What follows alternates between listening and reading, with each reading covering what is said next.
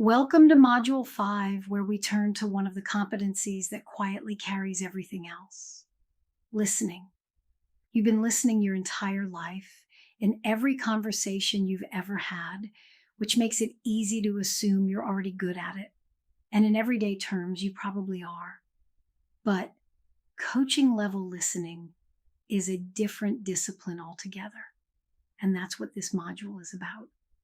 Over the next several videos, we're going to take listening apart and rebuild it from the ground up, so that what feels familiar becomes something far more deliberate and far more useful in a coaching conversation. Let's start by looking at what actually makes coaching listening different. Think about how you listen in an ordinary conversation. Someone is talking, and while they talk, part of your attention is already somewhere else, lining up what you're going to say the moment they stop. You're half tracking them and half rehearsing your response. That's normal, and in everyday life it works fine. Coaching listening asks something different of you. It drops the response planning entirely. You're not preparing your next clever question while the client speaks. You're not waiting for your turn. Your full attention rests on the client, on what they're saying and how they're saying it, with nothing held back for your own agenda. That single shift from listening to respond to listening to understand is the whole foundation we're building on. Everything else in this module grows out of it. Here's the 2025 definition of this competency, and I want you to actually sit with the words. It focuses on what the client is and is not saying to fully understand what is being communicated in the context of the client's systems and to support client self-expression. 3 phrases in that sentence do most of the work. The first is and is not saying, which tells you to track the silences as carefully as the speech. The second is client systems, which says the client's whole world belongs in the room. And the third is support client self-expression, which names who this listening is for.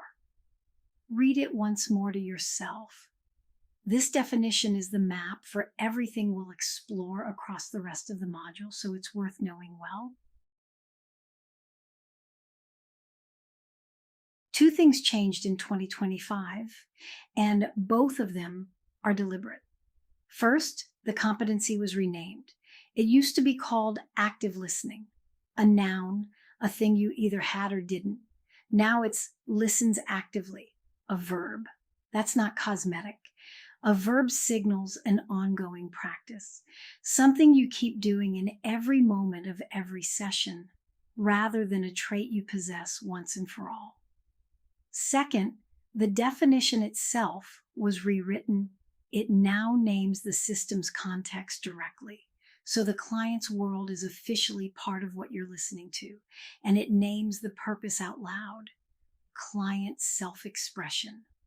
Those 2 changes, the verb and the named purpose, set the tone for how we'll treat listening from here on. Not as a skill you've banked, but as a practice you're always in. So what are you actually listening for? You're tracking 2 streams at once: what's said and what isn't. The said part is straightforward. The unsaid part is where coaching listening earns its name. Listen for the gaps, the places where a thought starts and never quite lands. Listen for the hesitations, the little catch before someone says a hard word. Listen for word choices, because the specific words a person reaches for tell you something about how they see the situation. And listen for the sentences that trail off, the ones that fade into silence instead of finishing. Here's what's easy to forget. What a client doesn't say often carries more weight than what they do. The unsaid is information. When you start hearing it, you're listening for the conversation, not just to it. Now, the reorientation that changes everything. In most professional listening, you take in information so that you can understand the situation and decide what to do with it. The understanding lives in you. Coaching turns that around. You're not gathering details so that you can grasp their circumstances and offer a solution. You're listening so that they can hear themselves. The purpose isn't your understanding at all. It's their self-expression. When a client puts something into words for the first time and actually hears it land, that's the moment that matters. Your listening is what makes that possible. So the question shifts from, do I understand their situation, to did my listening help them express something they hadn't yet found words for? Hold on to that distinction. It's the difference between collecting information and creating space. Here's something worth getting clear on early. Active listening is a discipline, a skill you build on purpose, the way you'd build any craft, by paying attention to it, practicing it deliberately, and refining it over time. And the practice doesn't end. Even coaches who've listened well for years keep finding new layers, hearing things they used to miss, trusting their instincts a little more. So if coaching listening feels effortful right now, that's not a sign you lack the gift. It's a sign you're learning a skill.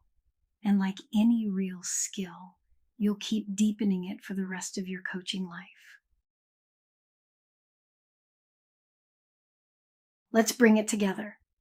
Coaching listening means hearing the whole person, what they say, and what they leave out, in service of their own discovery. The purpose is their self-expression, not your understanding. And it's a practice you keep building, not a box you check once and move past. Now that you know what you're listening for, the next question is where to point it. Because the first layer is the one you can't see directly. The invisible world each client carries into the session, their context, their history, the systems they live inside. That's where we go next.